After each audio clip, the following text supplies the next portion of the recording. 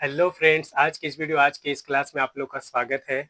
तो हम लोग पढ़ रहे थे आधुनिक भारत के इतिहास के बारे में। तो इसमें हम लोगों ने पहले पढ़ा कि कौन कौन सी यूरोपीय कंपनियां भारत आती है।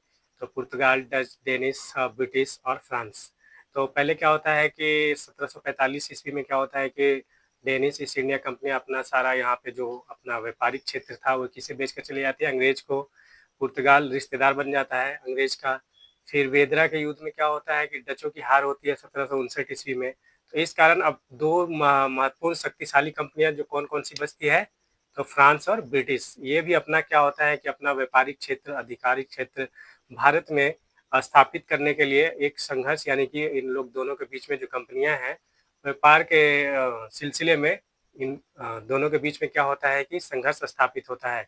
और पहले से ही ये यूरोपीय महादेश में कौन, फ्रांस और ब्रिटेन क्या थे कि पहले से ही यूरोपीय देश में, या सॉरी यूरोपीय महादेश में एक दूसरे के विरोधी थे। क्यों विरोधी थे? तो यूरोप में यूरोप में स्थित ऑस्ट्रिया ऑस्ट्रिया के उत्तराधिकारी के लिए होड़ मचा हुआ था दोनों के बीच में। किस किस के बीच में? यानी कि फ्रांस और ब्रिटेन के बीच में।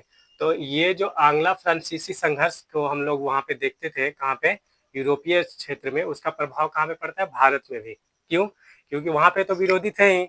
अब यहाँ पे भारत में आके ये लोग व्यापार करने आए, तो बोला कि चलो वहां पे कुछ रिजल्ट नहीं निकला, तो चलो यहाँ पे एक दूसरे का विरोधी वहां पे था, तो यहाँ पे देखा कि अंग्रेज और फ्रांस दोनों यहाँ पे आ गया। तो कहीं भी कुछ हो, किसी को मौका मिले, अंग्रेज को मौका मिले तो फ्रांस को लूट लिया, फ्रांस को मौका मिले तो अंग्रेज को लूट लिया, यानी कि इसका प्रभाव भारत पे ही पड़ता है। तो उसी संघर्ष को आंग्ला फ्रांसीसी संघर्ष, यानी कि अंग्रेज फ्रांसीसी, यानी कि अंग्रेज और फ्रांस के बीच में यूरोप में भी संघर्ष होता है, जिसका प्रभाव भारत पे भी पड़ता है। तो भारत पे क्या प्रभाव पड़ता है कि इन लोगों के बीच में जो व्यापारिक राजनीतिक क्षेत्र स्थापित करने के बीच में जो संघर्ष स्थापित होता है, उसे हम लोग कर्नाटक युद्ध के नाम से जानते हैं। कौन से? कर्नाटक युद्ध के नाम से। यानी कि हम लोग कुछ शॉर्ट नोट या संक्षेप में मैं आपको बता रहा हूँ, इसे आप लोग ध्यान रखेंगे। तो इन लोगों के बीच में 3 महत्वपूर्ण कर्नाटक युद्ध होता है। प्रथम कर्नाटक युद्ध, ये कब लड़ा जाता है? 1746 से 1748 ईस्वी तक। द्वितीय कर्नाटक युद्ध 1749 से 1754। तृतीय 1758 से 1763 ईस्वी के बीच में। अब क्या ऐसा कारण हुआ कि प्रथम कर्नाटक युद्ध, द्वितीय कर्नाटक युद्ध और तृतीय कर्नाटक युद्ध लड़ा गया? किस किस के बीच में? यानी कि फ्रांस और अंग्रेज, यानी कि ब्रिटिश ईस्ट इंडिया कंपनी के बारे में, यानी कि बीच में। तो वहां पे जो यूरोपीय कंपनियां लड़ रही थी, कौन? आंग्ल और फ्रांसीसी, यानी कि अंग्रेज और फ्रांसीसी। कहाँ पे? यूरोप में। ऑस्ट्रिया के उत्तराधिकारी के रूप में जो होड़ मचा हुआ था, उसी में इन लोगों का संघर्ष चलता है। इसका प्रभाव भारत पे पड़ता है। और कर्नाटक क्षेत्र, यानी कि उस समय नक्शे में ये जो इलाका था, अभी यहाँ पे हम लोग देखेंगे, यहाँ पे मद्रास, पांडिचेरी है। मद्रास, पांडिचेरी। तो अभी कर्नाटक का क्षेत्र आज के नक्शे में इस इलाके में आ गया है। तो ये जो पूरा इलाका था वो कर्नाटक के क्षेत्र में था, और यहाँ पे जो युद्ध लड़ा गया, इसलिए हम लोग इसे कर्नाटक के युद्ध से नाम से जानते हैं। तो प्रथम कर्नाटक युद्ध कब लड़ा गया? तो 1746 से 1748 के बीच में। लेकिन इसका कारण क्या था? कारण ये था कि ये तो विरोधी थे ही यूरोप में भी। यहाँ पे क्या होता है कि अंग्रेज कैप्टन कौन था? बार्नेट। अंग्रेज कैप्टन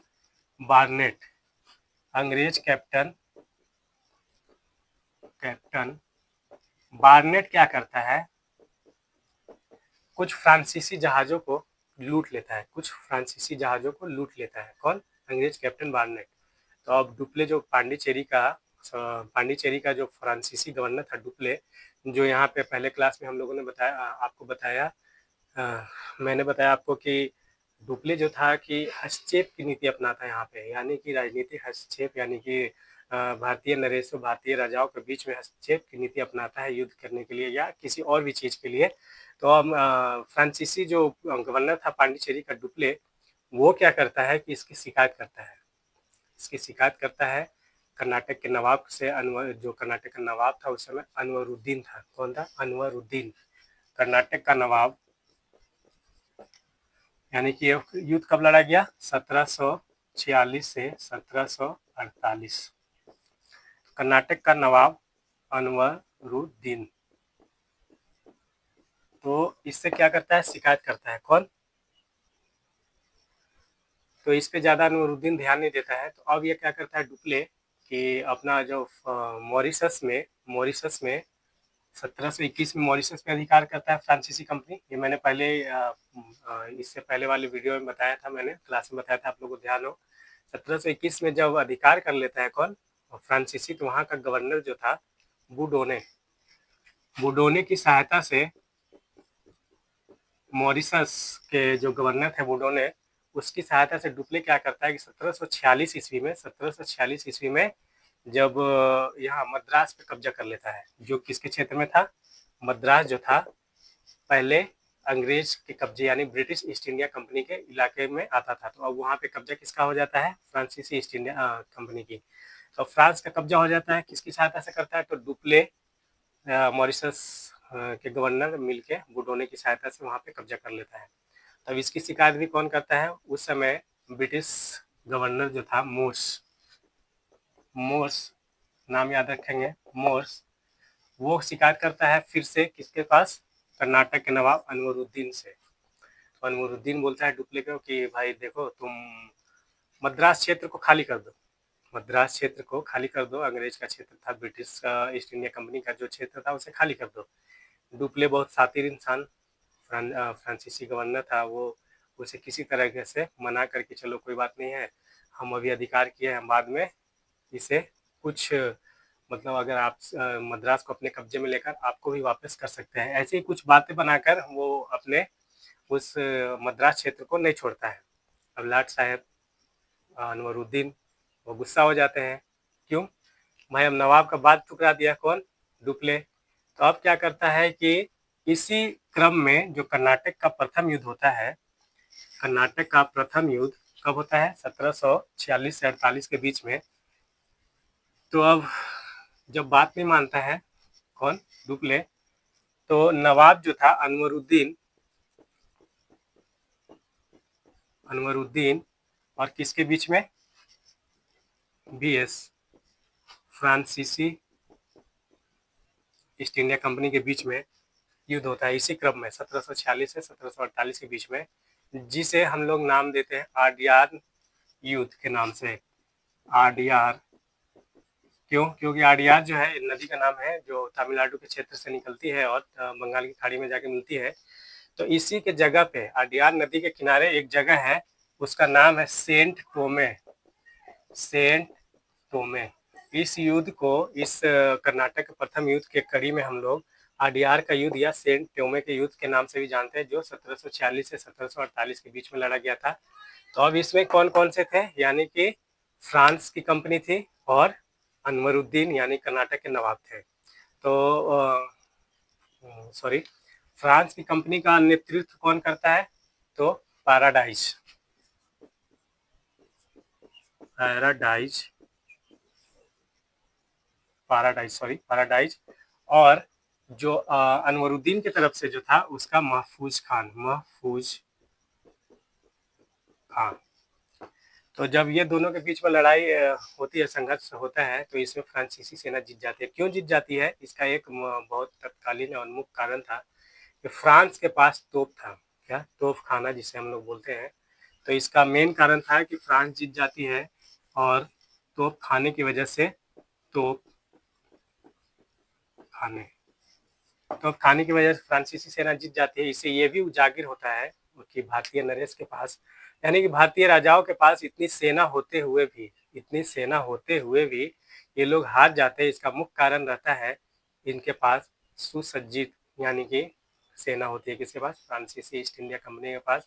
और फिर इसके पास तोपखाना भी होता है। अब ये तो हार जाता है और फ्रांसीसी ईस्ट इंडिया कंपनी जीत जाती है। ये भी क्वेश्चन आता है कि वो पहली विदेशी कंपनी कौन थी जो भारत में या भारतीय राजाओं को हराया था? कौन सी? फ्रांसीसी ईस्ट इंडिया कंपनी। फिर अब ये आंग्ला फ्रांसीसी संघर्ष चल रहा था ऑस्ट्रिया में उत्तराधिकारी के रूप में अंग्रेज और फ्रांस के बीच में। तो अब ये जैसे कब जब कोई युद्ध का कोई रिजल्ट नहीं निकल रहा है तो संधि का रास्ता अपनाते हैं, बीच का रास्ता अपनाते हैं, संधि प्रस्ताव लाते हैं। तो अब संधि के रूप में एक्स-ला-सैपी की संधि होती है 1748 ईस्वी में। 1748 ईस्वी में 1748 ईस्वी में क्या होता है, एक्स-ला-सैपे यूरोप में एक क्षेत्र है, एक्स-ला-सैपे, जैसे कि पांडिचेरी की संधि और मैसूर की संधि वगैरह जो नाम दिया जाता है, उसी तरीके से एक्स-ला-सैपे की संधि होती है, जिसके अनुसार क्या होता है कि अंग्रेजों को वापस मद्रास मिल जाता है। अब जैसे एक्स-ला-सैपी की संधि जब यूरोपीय क्षेत्र में होता है तो उस समय क्या होता है, युद्ध विराम की घोषणा की जाती है और ऑस्ट्रिया का जो उत्तराधिकारी के रूप में जो युद्ध चल रहा था, संघर्ष चल रहा था, उसको विराम की स्थिति में रोक दिया जाता है। और इसका प्रभाव भारत पे क्या पड़ता है कि इसी संधि के अनुसार 1748 ईस्वी में मद्रास को पुनः अंग्रेज को दे दिया जाता है, यानी ब्रिटिश ईस्ट इंडिया कंपनी को दे दिया जाता है, और अमेरिका में स्थित लुईबर्ग को वापस फ्रांसीसी यानी कि फ्रांस को दे दिया जाता है।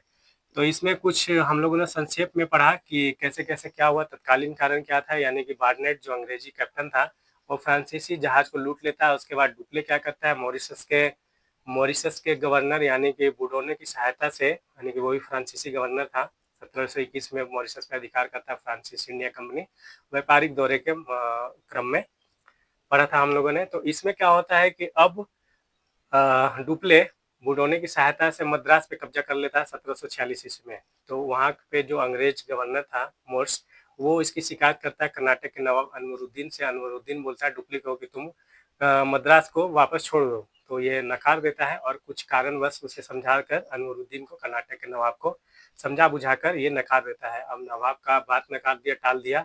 तो इसी क्रम में कर्नाटक के प्रथम युद्ध के क्रम में ही क्या होता है कि आरडीआर का युद्ध या सेंट टोमे के नाम से, युद्ध के भी नाम से एक फेमस युद्ध होता है, जो किस किस के बीच में लड़ा जाता है, तो कर्नाटक के नवाब अनवरुद्दीन और फ्रांसीसी ईस्ट इंडिया कंपनी के बीच में, जिसका फ्रांसीसी ईस्ट इंडिया कंपनी की तरफ से नेतृत्व करता है पैराडाइज कैप्टन और महफूज खान अनवरुद्दीन के सेना की तरफ से।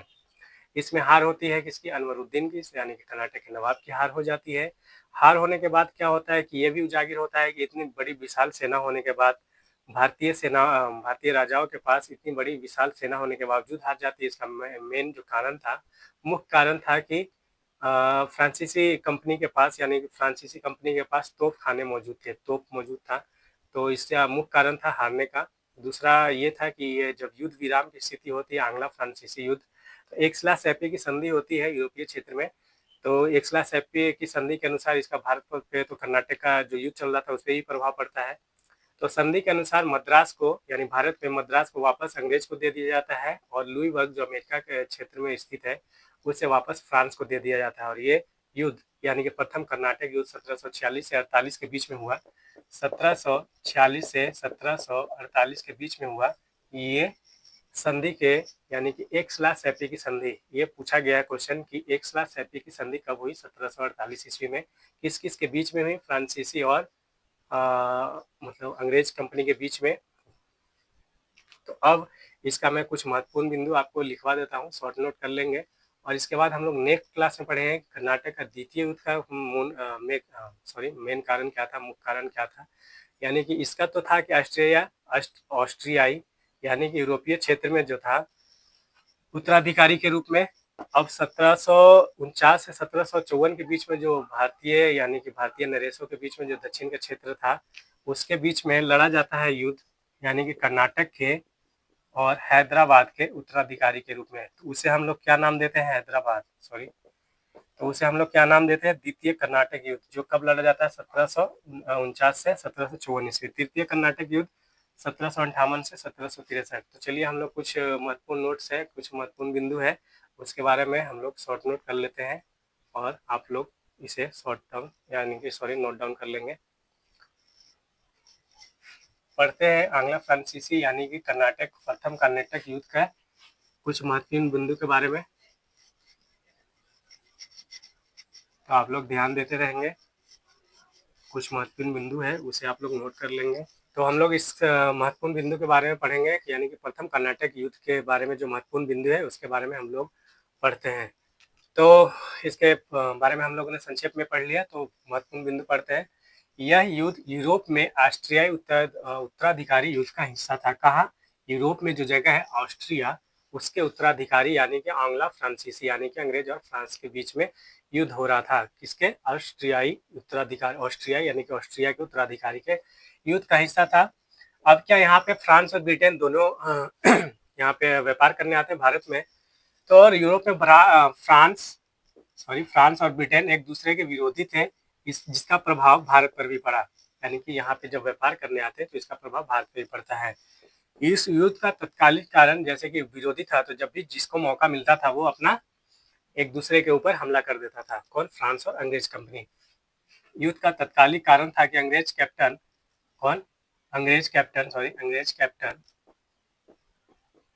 कैप्टन बार्नेट ने फ्रांसीसी जहाजों पर कब्जा कर लेता है। कहाँ? दक्षिण के क्षेत्र में फ्रांसीसी कुछ जहाज रहते हैं, जहाजी बेड़े, उस पर कब्जा कर लेता है। इसके जो व्यापारिक जो वस्तुएं थी उस पर कब्जा कर लेता है। कौन? अंग्रेज कैप्टन बार्नेट। फिर क्या होता है कि डुप्ले जो पांडिचेरी का गवर्नर था, फ्रांसीसी गवर्नर था, वो चुप नहीं रहता है। वो मॉरिशस के फ्रांसीसी गवर्नर बुडोने की सहायता से क्या करता है? ला बुडोने की सहायता से 1746 में मद्रास पे कब्जा कर लेता है, जो अंग्रेज यानी कि ब्रिटिश ईस्ट इंडिया कंपनी का हिस्सा था। तो इस पे जब कब्जा कर लेता है, मद्रास के ब्रिटिश गवर्नर बुडोने, ला बुडोने की सहायता से 1746 में मद्रास को जीत लिया, यानी कि कब्जा कर लेता है डुप्ले। इसके बदले में जब बार्नेट ऐसे कुछ जहाजी बेड़ों को लूट लेता है, तो अब क्या था? मद्रास के ब्रिटिश गवर्नर निकोलस मोर्स, कौन था? निकोलस मोर्स ने इसकी शिकायत कर्नाटक के नवाब अनवरुद्दीन से करता है। अब अनवरुद्दीन से करता है तो बोलता है डुप्ले को, अनवरुद्दीन की तुम मद्रास को खाली कर दो, छोड़ दो। लेकिन डुप्ले अपने चतुराई से मद्रास को नहीं छोड़ता है, और क्या होता है कि फिर अनवरुद्दीन और यानी कि नवाब के कर्नाटक के नवाब अनवरुद्दीन और फ्रांसीसी सेना के बीच में झड़प यानी कि संघर्ष होता है। तो ये संघर्ष कहाँ पे होता है? यानी प्रथम कर्नाटक युद्ध के मध्य में ही, यानी कि इसी क्रम में होता है, प्रथम कर्नाटक युद्ध के बीच में ही। तो ये युद्ध जो होता है आडियार नदी तमिलनाडु के क्षेत्र में जो स्थित है, बंगाल की खाड़ी में जाके मिलती है। तो अडियार नदी के किनारे सेंट टोमे नामक स्थान पर होता है। किस किस के बीच में? फ्रांसीसी सेना और कर्नाटक के नवाब के बीच में। तो इस युद्ध को हम लोग कर्नाटक के प्रथम युद्ध को आडियार का युद्ध या सेंट टोमे के युद्ध के भी नाम से जानते हैं। तो किस किस के बीच में होता है? तो फ्रांसीसी सेना और कर्नाटक के नवाब के बीच में। फ्रांसीसी सेना का जो कमांडर यानी कि कमांड करता है, नेतृत्व करता है, वो कैप्टन पैराडाइज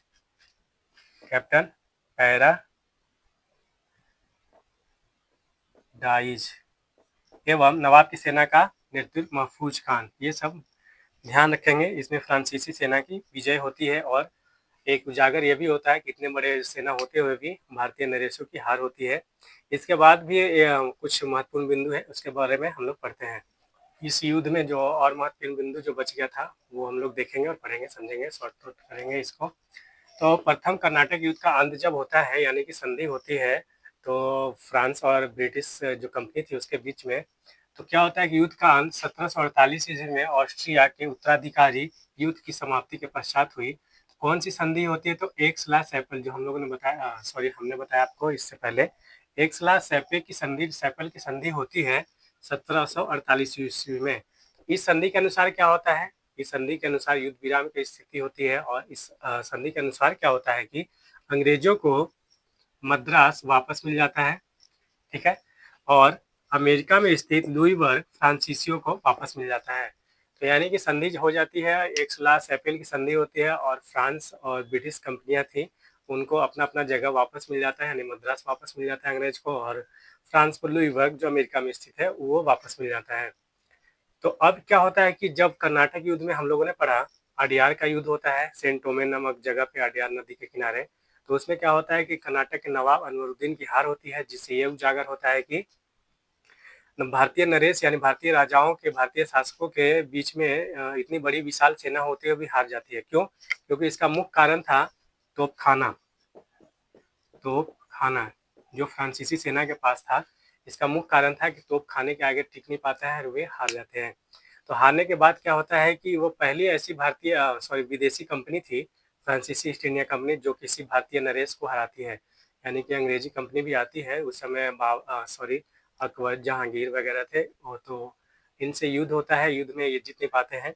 लेकिन ये क्या होता है कि फ्रांसीसी सेना है कर्नाटक के नवाब को हरा देता है। तो अब इसमें हम लोग नेक्स्ट क्लास में पढ़ेंगे कि द्वितीय कर्नाटक युद्ध क्यों हुआ, उसका क्या कारण था। ये तो कारण था कि ऑस्ट्रियाई यूरोपीय देश में उत्तराधिकारी की होड़ के रूप में था, जिसका प्रभाव भारत पे भी पड़ता है। अब देखेंगे कि जब ये फ्रांसीसी सेना दक्षिण के क्षेत्र में एक ताकतवर कंपनी यानी कि ताकतवर शक्ति के रूप में उभरती है, तो कोई भी भारतीय नरेश को जब कुछ भी जरूरत होता था उसके लिए ये क्या होते थे, फ्रांसीसी के पास जाते थे। और इनका कारण भी बन जाता है क्योंकि ये शक्तिशाली ताकत के रूप में उभरता है। कौन? फ्रांसीसी सेना। तब इसके बाद हम लोग नेक्स्ट क्लास में पढ़ेंगे, नेक्स्ट वीडियो में पढ़ेंगे। तब तक कि आप लोग नोट डाउन कर लेंगे। फर्स्ट सेकंड जो हम लोगों ने इसके पहले पढ़ा, कुछ महत्वपूर्ण बिंदु उससे समझ लेंगे, पढ़ लेंगे। और इसके बाद हम लोग पढ़ेंगे द्वितीय कर्नाटक युद्ध के बारे में। तब तक आप लोग ध्यान रखें, पढ़ते रहें, मन लगा के और निरंतरता बनाए रखें। तब तक के लिए धन्यवाद।